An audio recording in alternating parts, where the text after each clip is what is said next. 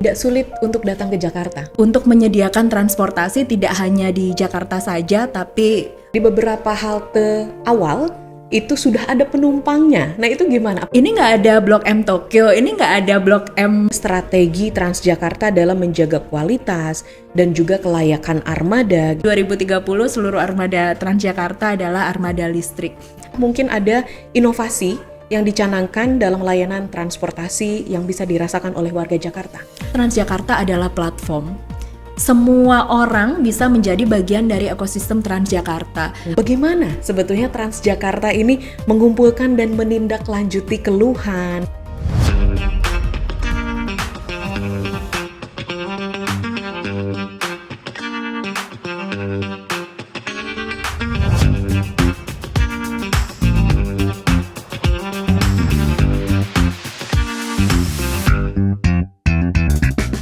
Assalamualaikum warahmatullahi wabarakatuh. Halo Sobat PPID, selamat datang kembali di podcast Okesip, obrolan kekinian seputar informasi publik. Podcast Okesip menjadi ruang obrolan santai tapi berisi, tentunya untuk membahas isu seputar keterbukaan informasi publik serta hal menarik di balik sebuah kebijakan. Nah, di episode kali ini bersama Eva sudah hadir narasumber kita, Mbak Ayu Wardani, yang merupakan Kepala Departemen Hubungan Masyarakat dan CSR PT Transportasi Jakarta atau Transjakarta. Atau mungkin kita biasanya bilangnya TJ ya. Nah, mari kita sapa bersama. Terima kasih sudah hadir Mbak Ayu. Selamat datang di podcast Okesip. Apa kabar hari ini Mbak Ayu? Baik, terima kasih sudah diundang dan bisa berbagi informasi tentang Transjakarta. Oke, ini hari ini Eva pengen ngobrol gitu ya. Kita akan membahas salah satu layanan transportasi publik yang memang sangat vital ya di Jakarta, yaitu Transportasi Jakarta atau Transjakarta atau kita biasanya bilangnya TJ. Betul. Nah, memang sebagai tulang punggung mobilitas warga ibu kota, Transjakarta terus bertransformasi mulai dari pengembangan rute baru, integrasi antar moda, hingga ke inovasi dalam sistem pembayaran. Tapi di tengah berbagai capaian tersebut, tentu masih ada ruang evaluasi yang penting untuk didiskusikan bersama. Untuk itu, kali ini kita akan menggali lebih dalam soal bagaimana arah pengembangan layanan Transjakarta ke depan. Atau sejauh mana sih kebijakan yang diambil untuk menjawab kebutuhan masyarakat dan bagaimana juga evaluasi terhadap layanan yang sudah berjalan. Jadi kita akan ngobrol bersama narasumber kita hari ini. Langsung saja mungkin Eva akan tanya ke Mbak Ayu ya. Oke. Eva mau tahu sebetulnya Mbak Ayu gimana sih Transjakarta ini memetakan kebutuhan mobilitas warga Jakarta yang terus berubah gitu. Dan sejauh ini integrasi dengan moda transportasi lain seperti MRT, LRT itu berjalan efektifkah di lapangan atau seperti apa? Baik, sebagai informasi, saat ini Transjakarta sudah melayani lebih dari 1,4 juta perjalanan pelanggan setiap hari. Dan coverage area kami sudah lebih dari 92%. Artinya warga DKI cukup keluar rumah 500 meter itu pasti sudah akan bertemu dengan layanan Transjakarta apapun, baik itu bus stop maupun halte gitu ya. Artinya tentu ini menjadi tantangan tersendiri bagi Transjakarta yang terus berinovasi. Kami selalu berbenah dan kami tahu kebutuhan masyarakat juga setiap saat ada penyesuaian. Artinya kami juga harus mendengar kebutuhan pelanggan agar semakin banyak orang yang berpindah dari transportasi pribadi ke public transport, utamanya Transjakarta. Nah, tadi Mbak Eva bicara soal integrasi. Ini menarik sekali. Kalau kita jalan-jalan ke Jakarta Selatan, kami punya halte CSW. Brandingnya tentu adalah halte integrasi CSW. Ya. Di situ bisa terintegrasi langsung dengan layanan MRT. CSW adalah salah satu dari banyaknya rute-rute Transjakarta yang bisa terintegrasi dengan moda lain. Artinya sebenarnya kalau lewat CSW, naik di halte CSW juga langsung bisa ke koridor 13 gitu ya, yang itu juga menjadi tulang punggung transportasi warga Ciledug dan sekitarnya. Beralih sedikit, tentu ada banyak juga rute Transjakarta yang terintegrasi langsung dengan KRL. kemudian dengan LRT Jakarta dan juga LRT yang ke Bekasi dan juga ke Cibubur. Itu merupakan bagian dari kami menyadari bahwa kalau bicara soal memindahkan orang naik transportasi publik tidak bisa hanya di satu sisi saja, tapi harus terintegrasi. Layanan Transjakarta lainnya yang kami operasikan adalah Mikrotrans. Mikrotrans adalah layanan feeder yang bisa memindahkan pelanggan dari jalan-jalan pemukiman untuk menuju halte terdekat dan melanjutkan perjalanan bersama Transjakarta maupun dengan moda transportasi lain. Oke, ini kalau kita ngomongin produk-produk dari PT Transjakarta, Eva jujur nggak hafal semuanya gitu ya. Tapi mungkin bisa dites ya. Mikrotrans itu yang angkot Rp0, betul. Betul. Betul. Kalau Transjakarta bedanya yang biasa dengan yang ada haltenya itu seperti apa? Ada halte BRT dan non BRT.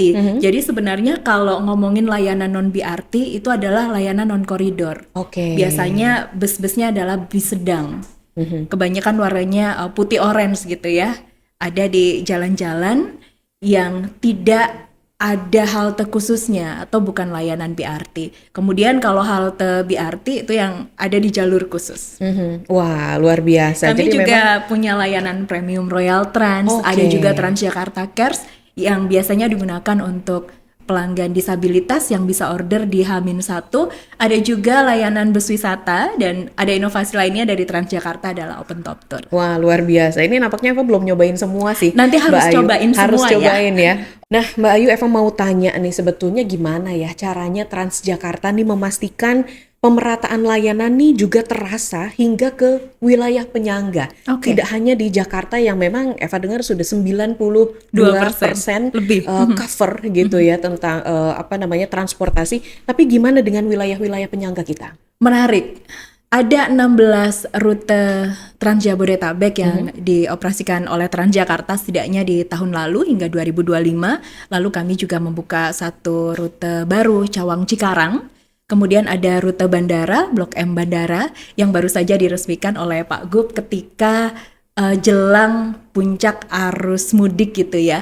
Artinya Pemprov DKI Jakarta melalui Dinas Perhubungan dan Transjakarta begitu concern bahwa untuk menyediakan transportasi tidak hanya di Jakarta saja, tapi juga mengangkut yang ada di daerah-daerah penyangga.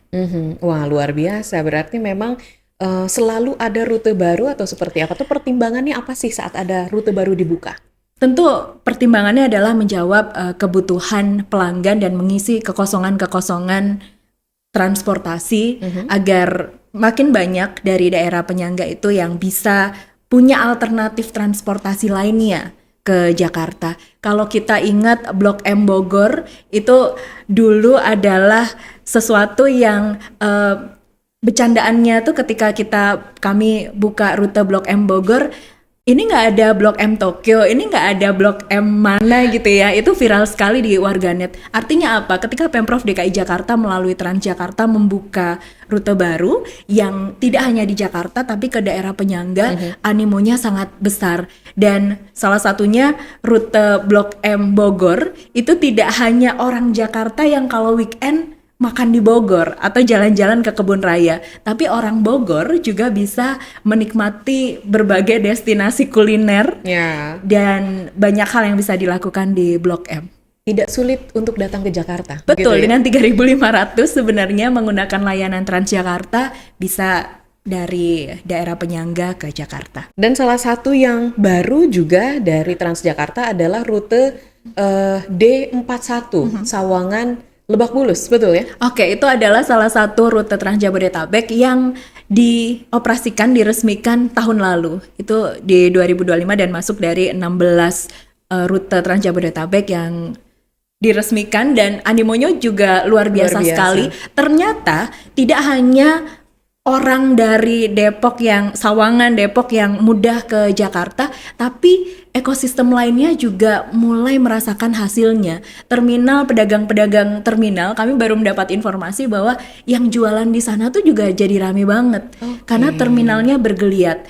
Ketika layanan Transjakarta masuk di satu titik, itu tidak hanya memindahkan orang, tapi juga menjadi geliat ekonomi tersendiri untuk yang ada di sana. Wow, luar biasa. Nah, Eva mau tahu juga tentang apakah ada, Mbak Ayu, indikator kinerja utama atau KPI yang memang digunakan untuk mengevaluasi setiap koridor atau rute. Mungkin ada kebijakan gitu ya terkait penambahan atau pengurangan armada di jam-jam tertentu berdasarkan data yang real time.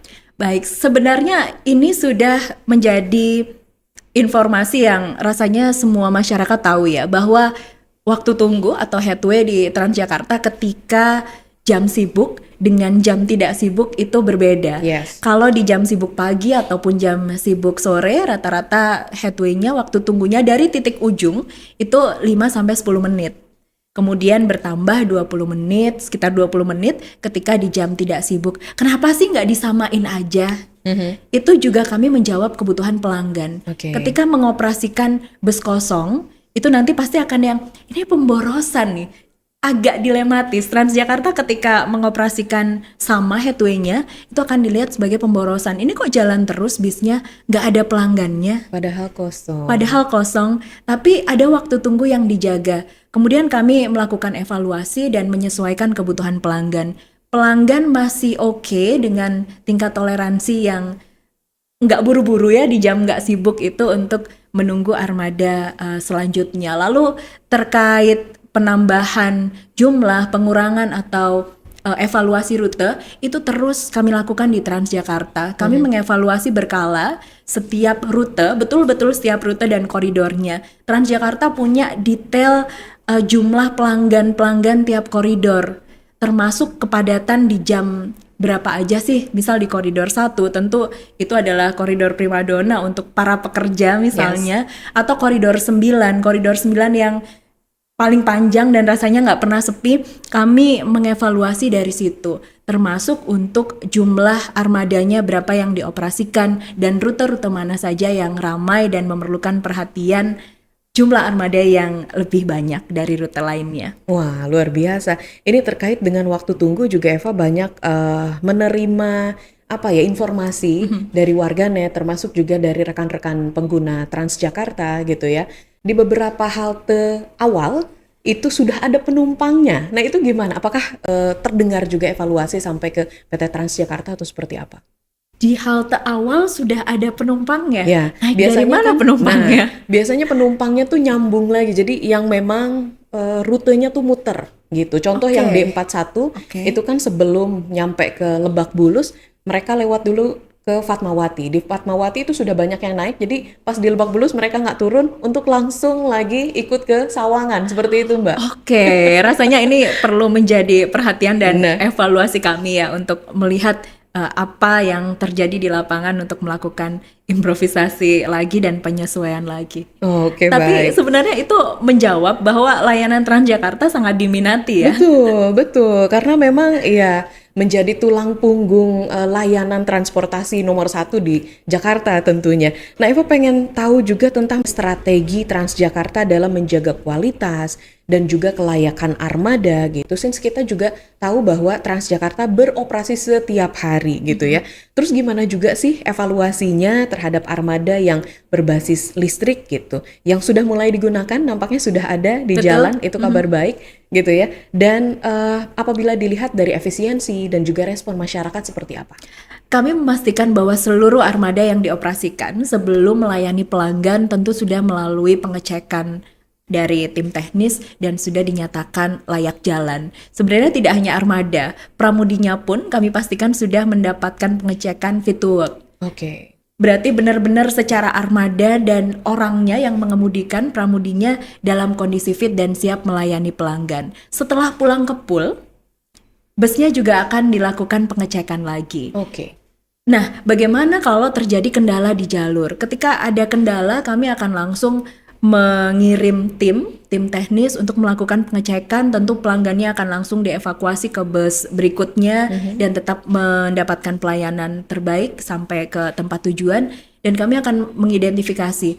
Biasanya itu langsung akan dipulangkan ke pool, atau kalau kerusakannya atau kendala teknisnya kecil, itu bisa kembali mendapatkan izin untuk melayani pelanggan. Terkait bus listrik, betul, operator-operator Transjakarta sudah ada cukup banyak, lebih dari 400 unit bus listrik yang kami operasikan, dan targetnya 2030 seluruh armada Transjakarta adalah armada listrik. Armada listrik ini diminati karena banyak hal. Kalau dulu waktu kami masih mengoperasikan 6 armada bus listrik, ini tuh pada nge-war gitu ya. Gimana sih experience-nya naik bus listrik? Oh, bisa ngecas. Oh, halus banget, nggak ada suaranya. Hal-hal yang seperti itu yang menjadi nilai tambah experience baru yang dirasakan oleh pelanggan, oleh masyarakat. Tapi tentu lebih dari itu, penggunaan bus listrik adalah bagian dari komitmen Transjakarta menuju net zero emission.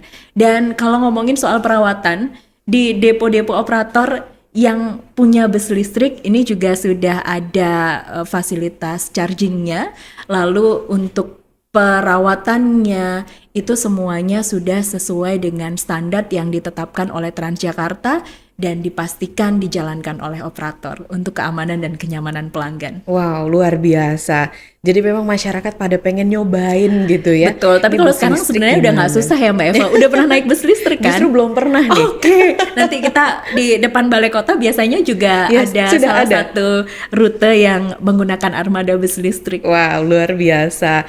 Nah, Eva pengen tahu juga Mbak Ayu tentang perkembangan implementasi dan juga inovasi gitu ya dalam sistem pembayaran non tunai dan juga integrasi dengan berbagai platform digital. Sudah sejauh apa Transjakarta? Kalau kita ingat sebelum COVID, pelanggan Transjakarta masih bisa pakai tiket gitu ya, tiket Betul. sobek. Lalu kemudian kami bertransformasi digital, kami menggunakan kue, kartu uang elektronik saja awalnya. Kemudian semakin kesini kami punya aplikasi TJ Transjakarta. Kami mengembangkan sendiri, ada dompet digital namanya TJP. Dan kami juga bekerja sama dengan banyak sekali alat pembayaran gitu ya, ada dengan bank, ada dengan GoPay juga. Artinya Transjakarta memperhatikan bahwa hari gini tuh siapa sih yang bawa uang cash gitu. Kalau HP ketinggalan selesailah kita.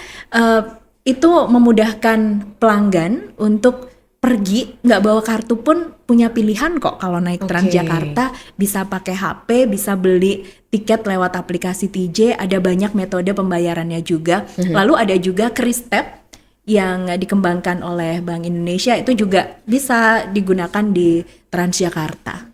Wow, ini salah satu kabar baik juga dari PT Transjakarta adalah Transjakarta mengeluarkan tarif gratis Oke. bagi 15 golongan. Ini bagaimana mekanismenya? Sebenarnya sesuai Pergub 33 tahun 2025, Transjakarta menerima penugasan dari Pemprov DKI Jakarta sebagai salah satu penyedia moda transportasi gratis. Di 2025 kemarin, ini tidak hanya Transjakarta saja yang digratiskan, tapi juga terintegrasi dengan MRT dan LRT. Pelanggan yang memenuhi kriteria 15 golongan penerima manfaat, ada lansia, disabilitas, Ya. dan banyak lainnya kategorinya. Ini banyak banget disosialisasikan di Instagram, di media massa, di web gitu ya Mbak Eva. Betul. Itu bisa mendaftarkan diri di klg.transjakarta.co.id, nggak perlu keluar rumah.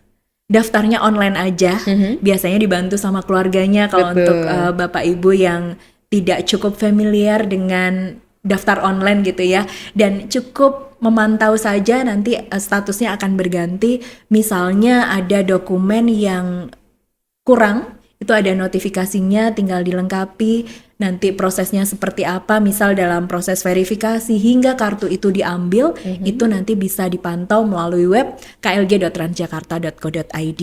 Dan tidak hanya itu, Transjakarta bekerja sama dengan kantor wali kota, di seluruh kantor wali kota untuk distribusinya. Oke. Jadi nggak usah lagi datang jauh-jauh ke kantor pusat.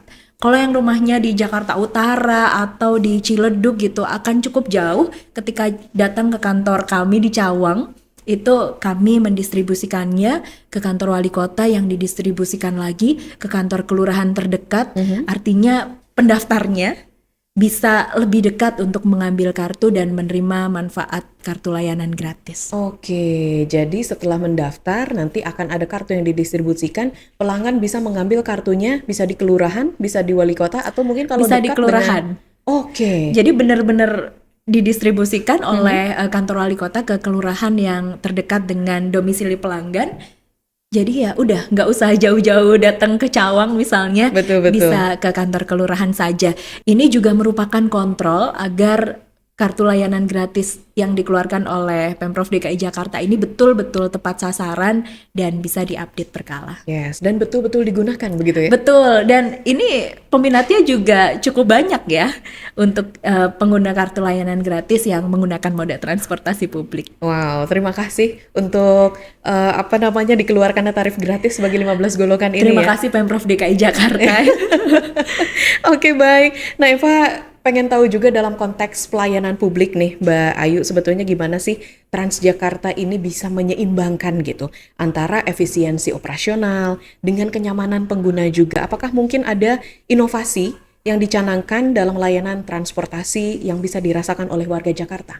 Oke, kalau bicara soal inovasi, perlu kami informasikan bahwa Transjakarta sekarang itu nggak cuman public transport aja.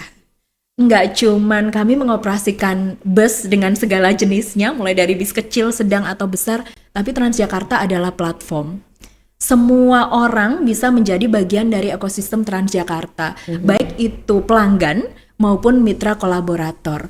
Inovasi-inovasi yang kami lakukan sebagai bentuk pemanfaatan non-fairbox, jadi kami tidak hanya operasionalnya dari subsidi, kami memanfaatkan non-subsidi juga.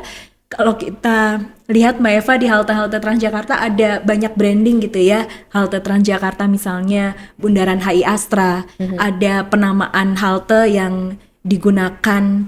Di situ ada revenue yang kemudian manfaatnya juga kembali dirasakan oleh pelanggan. Atau misalnya lagi ada Swadharma Paragon. Nah, dari Paragon itu membangun fasilitas untuk di halte tersebut layanan yang lebih nyaman.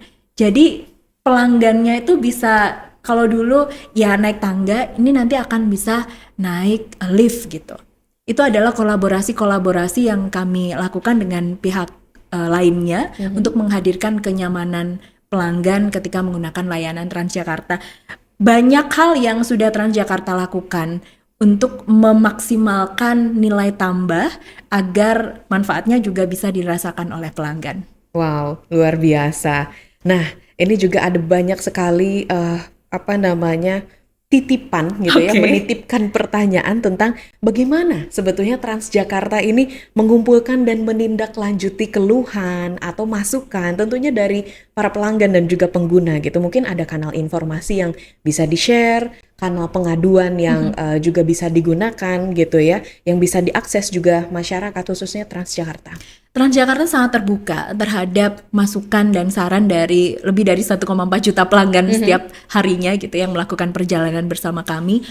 Di semua halte, di semua bus itu ada stiker kanal aduan. Oke. Jadi kalau mau ngadu kemana itu gampang banget. Ada di sekitar pelanggan. Misalnya call center 1500102 atau X @PT Transjakarta dan juga Instagram @infotj. Kami punya 2 kanal Instagram. Yang satu biasanya untuk sosialisasi program dan promosi, satu lagi untuk layanan bersama pelanggan di @infotj. Itu kanal-kanal yang bisa dimaksimalkan juga oleh pelanggan. Selain itu, petugas kami di lapangan juga siap membantu pelanggan untuk mendapatkan informasi, keluhan atau apapun. Kami juga punya layanan di beberapa titik gitu ya, yang di situ ada petugas information center. Pelanggan yang ada di lapangan bisa langsung mendapatkan informasi dari petugas yang ada di sana. Selain itu, setelah mendownload aplikasi PT Transjakarta, TJ Transjakarta, itu juga bisa melakukan interaksi gitu, mengadu di sana atau mau nanya soal apapun di sana. Mungkin yang cukup banyak jadi pertanyaan adalah waktu tunggu. Atau dari halte ini ke sini tuh naik apa, rute apa. Mungkin yang dititipin ke Mbak Eva salah satunya itu ya. Betul. Tipsnya adalah silahkan download aplikasi TJ Transjakarta. Di situ bisa tracking bus real time. Jadi udah nggak deg-degan lagi nih. Waktu tunggunya tuh kok lama. Ya, Ketika kita tahu busnya akan datang berapa menit lagi, rasanya kita tuh punya kepastian gitu ya. betul. Tenang gitu ya. Lebih tenang karena tahu oh 5 menit lagi busnya Oke. atau oh 10 menit lagi. Oke lah, masih dalam batas toleransi. Artinya betul-betul tahu bahwa sebentar lagi busnya sampai. Terus nggak perlu lagi nanya ke petugas atau ke call center kalau dari halte A ke halte B akan naik apa, itu juga bisa dilakukan tracking. Wow, luar biasa. Mungkin terakhir ya, Mbak Ayu, ada himbauan untuk masyarakat ataupun informasi penting lain yang sekiranya dibutuhkan oleh masyarakat atau pengguna Transjakarta, boleh silahkan disampaikan. Oke, kalau kita bicara soal Transjakarta, salah satu layanan yang menjadi primadona tidak hanya Mikrotrans, non BRT atau BRT, tapi kami juga punya layanan lainnya. Ada 3 rute bus wisata dengan RP0 juga, cukup dengan kartu uang elektronik dan tap in, itu juga bisa jalan-jalan keliling Jakarta dengan berbagai rute yang ada. Kemudian ada open top tour. Rasanya kalau saya kemana-mana itu pertanyaannya pasti, kok susah ya Mbak untuk dapat tiket open top tour tuh Harus war gimana? dulu. Harus war dulu. Saya bilang kalau betul animonya saat ini sangat tinggi dan biasanya open top tour ini bukan cuman sekedar bus tentu, tapi adalah destinasi wisata baru yang ada di Jakarta. Nggak cuman warga Jakarta dan sekitarnya yang liburan ke Jakarta atau dari luar negeri itu juga pengen naik open top tour. Ya, Jadi tingkat persaingannya akan cukup tinggi. Jadi silahkan kalau nggak dapat war tiket, biasanya kami melihat oh ini masih ada bus yang bisa dimaksimalkan nih. Nanti itu kami akan memperbarui informasinya di Instagram Open Top Tour seperti Oke. itu. Jadi silahkan naik Open Top Tour dan semoga beruntung untuk nge-war dan jangan putus asa. Dan tentu Transjakarta siap untuk melayani perjalanan pelanggan setiap hari dan kami terus berinovasi untuk menghadirkan layanan yang terus berimprovisasi lebih baik lagi. wow, terima kasih Mbak Ayu sudah hadir di sini dan tentunya terima kasih untuk PT Transjakarta sudah memberikan layanan terbaik setiap hari, setiap jam, setiap menit, setiap detik untuk warga Jakarta. Terima kasih Mbak Eva sudah diajak untuk berbagi informasi tentang Transjakarta di sini. Oke, baik. Sehat-sehat selalu. Mbak Ayu, insya Allah kapan waktu kita ketemu di lain obrolan ya. Oke, terima kasih. Baik. Demikian perbincangan kita di podcast Oke Sip kali ini. Jadi semoga obrolan tadi bermanfaat dan bisa membuka wawasan baru untuk Sobat PPID semuanya. Sekali lagi terima kasih atas partisipasinya dan terus ikuti perkembangan informasi terkini melalui sumber informasi resmi dan terpercaya. Jangan lupa untuk follow akun resmi PPID DKI Jakarta biar selalu update dengan informasi terbaru. Sampai jumpa di podcast Oke Sip selanjutnya, obrolan kekinian seputar informasi publik. Keterbukaan informasi publik, publik harus tahu.